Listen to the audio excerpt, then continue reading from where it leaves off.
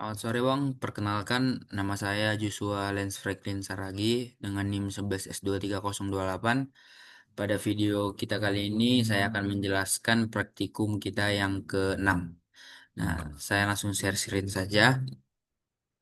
Nah, di praktikum kita yang ke-6 ini judulnya Adversarial Search. Nah, di sini di Adversarial Search ini tujuannya itu memahami konsep dasar adversarial search-nya dan penerapan dalam permainan. Di sini permainan yang kita buat itu tic-tac-toe ya. Nah, di sini mengimplementasikan logika permainan tic-tac-toe, lalu menerapkan algoritma minimax-nya untuk menciptakan AI-nya bermain secara optimal. Lalu setelah itu merancang sebuah evaluation function sederhana untuk menangani permainan dengan ruang keadaan yang besar. Lalu itu mengintegrasikan AI ke dalam sebuah pemrograman yang interaktif. Lalu chef itu di sini pada modul kita diberikan dasar teori singkat ya, bisa dibaca. Nah, lalu kita masuk ke praktikumnya. Di sini praktikumnya ini ada implementasi praktis tic-tac-toe. Nah, di sini saya langsung di laprak saya aja. Nah, di laprak saya ini dia. Yang pertama itu pengaturan lingkungan permainan. Nah, jadi itu kita buat eh di sini saya belum tahu ya eh, code-nya diimplementasikan ke PY. Ternyata saya implementasikan ini pertama-tama eh, ke Python bahasa IPYNB. Nah, jadi dia itu code-nya begini. Nah, saya buat pengaturan lingkungan permainannya. Nah, ini adalah code yang saya buat sesuai dengan instruksinya, buatlah kerangka dasar ya. Lalu setelah itu implementasi algoritma minimax-nya itu ini. Nah, lalu kita buat fungsi minimax-nya. Ini adalah fungsi minimax saya. Lalu menyatukan semuanya ke game loop ya. Jadi ini game loop-nya. Nah, setelah itu cara menjalankannya pertama karena ini yang baru ya. Saya belum pernah menginstal PY Game-nya.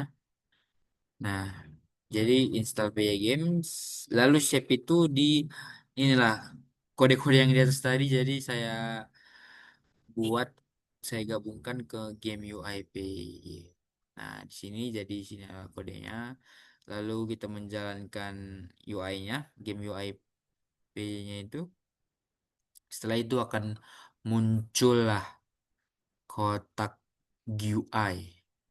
Ini tic-tac-toe ya. Nah, lalu setelah itu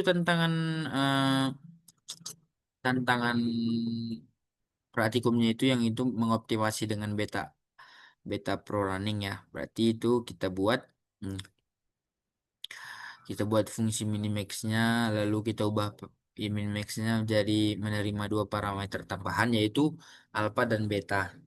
Nah, di sini kita bisa lihat ya def minimax. Tunggu saya buka eh, code-nya. Ini code-nya. Nah, depth minimax ini terdapat alpha dan beta, padahal sebelumnya kan nggak ada.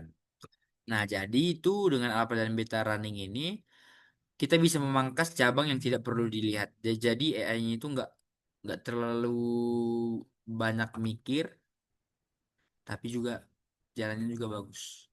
Lalu kita ngupdate find best move-nya. Nah, di sini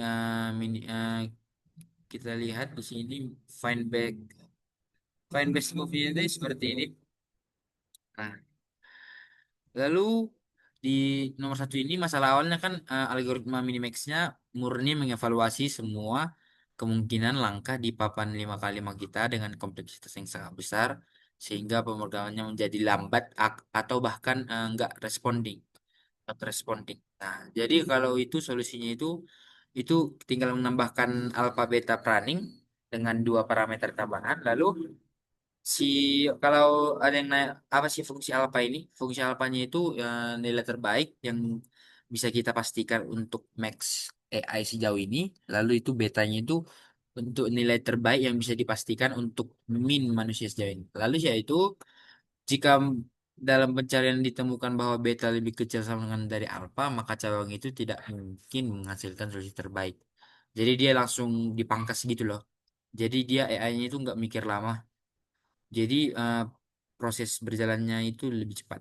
Lalu nomor dua ini kan kita buat tingkatkan evaluation function. Nah, jadi kita buat itu untuk meningkatkan evaluation function itu kita buat kode baru yaitu yang menambahkan fungsi mendefine fungsi count sequence. Lalu tambah kita buat ubah evaluate-nya. Nah, jadi ini count sequence ini di sini ini kita tambahkan ya biar AI-nya lebih bagus. Ini yang saya drag. Nah, ini adalah yang kita tambahkan. Lalu setelah itu masalah awalnya itu apa sih? Kan fungsi evaluasinya yang memberi skor menangnya. Hmm, jadi akibatnya depth limitnya ini tercapai. Ya baru AI-nya tidak tahu itu posisi yang kita buat itu posisi bagus atau enggak. Nah, jadi solusinya itu membuat evaluasi yang lebih kaya informasi.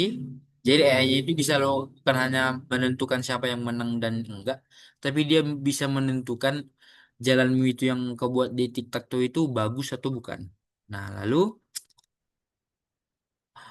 hasilnya AI-nya tidak mengejar kemenangan langsung, tetapi juga menyusun strategi dengan mencoba 3 sampai 4 deretan sendiri dan sekaligus sekaligus mencegah lawan untuk melakukan hal yang sama. Jadi AI-nya lebih cerdas. Nah, di sini AI Minimax-nya ini